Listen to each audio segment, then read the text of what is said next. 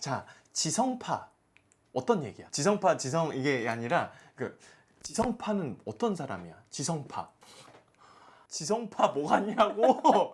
이러니까 우리 영상이 길어져. 계속 진지하게 봐주시는 분들이 있는데 지성파 뭐야? 똑똑한 사람. 똑똑한 사람을 얘기하는 거지. 네. 지성이 있다, 지성인이다. 지성파에 그러면 반대말이 뭐겠어? 무식파. 그래, 무식하다 진짜. 지성파의 반대말은 우리가 딱 그냥 생각을 해보면은 똑똑한 사람의 반대말이라고 하면 앞에서 지금 난리가 났어요. 배를 잡고 뒹굴뒹굴 하고 있는데, 지성파의 반대말이라고 하면 똑똑한 사람의 반대말이라는 생각이 드니까 똑똑하지 않은 사람 뭐 이런 식으로 해석이 될 수도 있잖아. 그런데 지성파의 반대말을 행동파라고 가정을 해볼게. 연기를 하는 데 있어서 나는 정말 사람들이 다양한 사람들이 있겠지만 행동을 정말 하는 사람들이 있고 생각을 하는 사람들이 있다고 생각을 하고 있어. 그래서 내가 지성파인지 행동파인지 나도 생각을 해보면은 나는 지성파에 좀 가까운 것 같아. 나는 되게 뭔가 좀 뭐야, 무슨 소리야.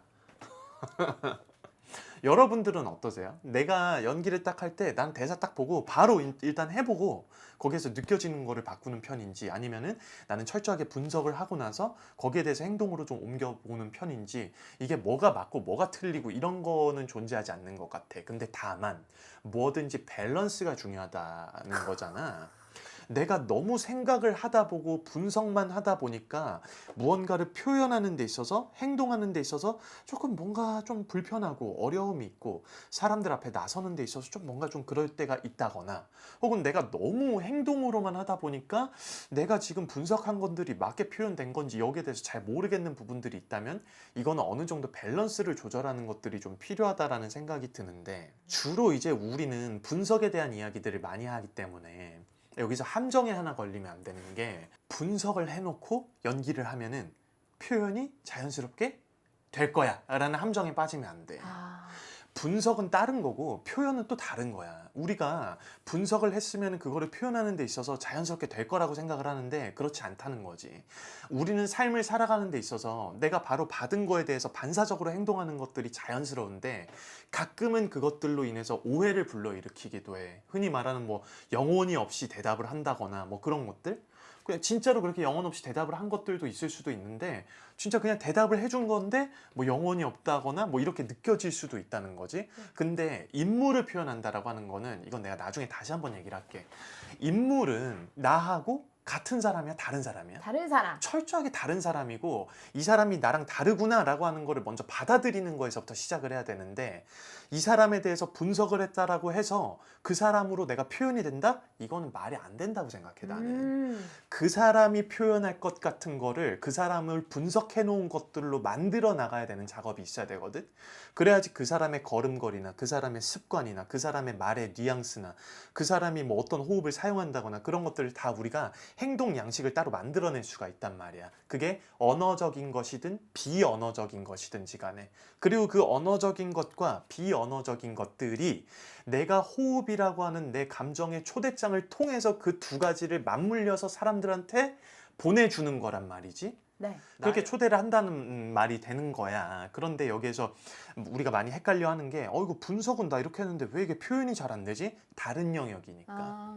표현을 어떻게 해야 될지에 대해서도 그 분석을 토대로 해서 나 이렇게 표현을 해야 돼 라고 하는 거를 하나씩 하나씩 잘 만들어 놓는 과정이 굉장히 중요해. 근데 이런 것들을 놓치기 시작하면은 멘탈 터져요 진짜. 그러면 내가 A라는 거를 분석을 해놨으면 A라는 거에 대한 분석을 토대로 A라는 표현을 만들어내야 되는데, 네. A라는 걸 분석을 이렇게 했는데 B를 표현을 했어. 그러면 표현을 바꿔야 돼? 분석을 바꿔야 돼? 표현을 바꿔. 표현을 바꾸는 것들에 대해서 시도를 해야 되는데, 대부분은 내가 그렇게 표현이 안 되어지니까 뭐를 바꿔? 분석을 통해서 더 해석을 하려고 하고 더 깊이 있게 골똘히 더 파고들려고 하는 거란 말이야. 그게 틀렸다는 얘기가 절대 아니야. 그런데 내가 분석해 놓은 것들까지 잘 표현이 되어지고 있나, 이거를 모니터링을 해야 되는데, 내가 분석을 해 놓은 것까지 잘 표현이 되고 있지 않다면 표현 양식에 대해서 내가 바꾸는 것들에 대해서도 고민을 해봐야 돼. 그런데 다른 분석, 더 깊이 있는 분석, 뭐 또 다른 거 이런 것만 찾다 보면은 표현에 대한 한계에서 벗어나기가 너무 어려워지는 걸 수도 있단 말이지. 여기까지 보는 사람이 있을까? 나 갑자기 문득 우리 분명히 짧게 얘기하기로 했는데 갑자기 겁나. 여기서 제일 위험한 것들을 또 하나를 소개해주고 싶어. 뭐 이렇게 이야기를 통해서 이제 사람들하고 얘기를 나누거나 학생들하고 얘기를 나누다 보면은 정말로 이건 좀 위험한 거라서 이렇게 하셔야 됩니다라고 이야기를 하는 게 뭐냐면 나 알고 있어.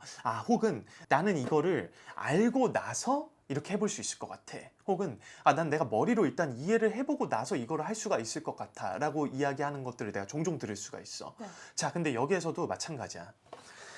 생각을 하고 분석을 해야 되는 부분들이 반드시 있어. 분석을 하지 말자는 얘기가 아니거든. 분석을 해놓고 나서 표현해야 되는 것들이 있고, 때로는 내가 머리로 이해가 안 되는 부분들이 있을 때 일단은 몸을 먼저 움직여 보고 나서 지성파로 내 시소의 기울기가 완벽하게 꺾여 있던 것들을 행동으로 옮겨봄으로 인해서 이 밸런스를 맞춰야 되는 구간들이 반드시 나와.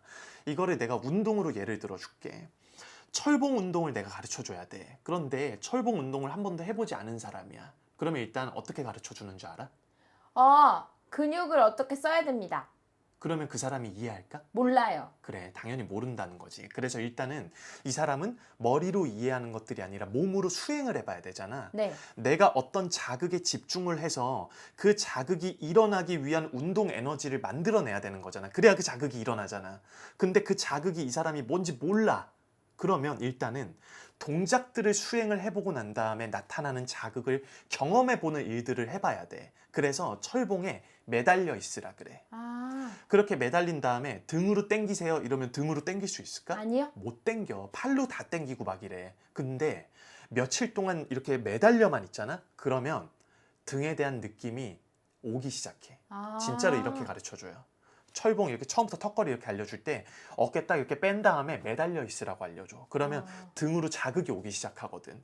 그런데 만약에 너무 지성파 쪽으로 시소가 기울어서 이쪽에 반대쪽에 다른 무언가가 앉질 않아. 그런 사람들은 어떻게 하냐면 어떤 사람들인 거냐면 철봉에 매달리지 않아요. 않아. 그래서 옆에서 철봉에 매달리셨을 때 여기서 등으로 당겨주셨을 때 일어난 근육들의 작용들로 인해서 이러한 자극들이 나타나게 돼요 라고 하는 말을 이해를 못해. 이해를 못할 수밖에 없는데 그거를 수행하는 게 아니라 매달리지 않고 서서 고민을 하고 있는 거야. 생각을 한다고 계속. 그러니까 여기에서 매달리면 어떤 자극이 온다는 거지? 이거를 내가 머릿속으로 이해를 해야 나는 그 동작을 수행할 거야 라는 거에서 벗어나지 못하면 그거를 할 수가 없어. 그 분야도 분명히 있는 거라고. 매달려 보면 되는데. 매달려 보면 되는데. 그런데 나는 일단 내가 이해해야 매달릴 거야 라는 것 때문에 그 동작을 수행을 못하게 되는 경우가 굉장히 많다고. 그래서 지성파의 반대말은 행동파고 행동파의 반대는 지성파이다라고 하는 게 반드시 수행을 해보셔야 되는 분들이 계실 거라는 생각이 들어요.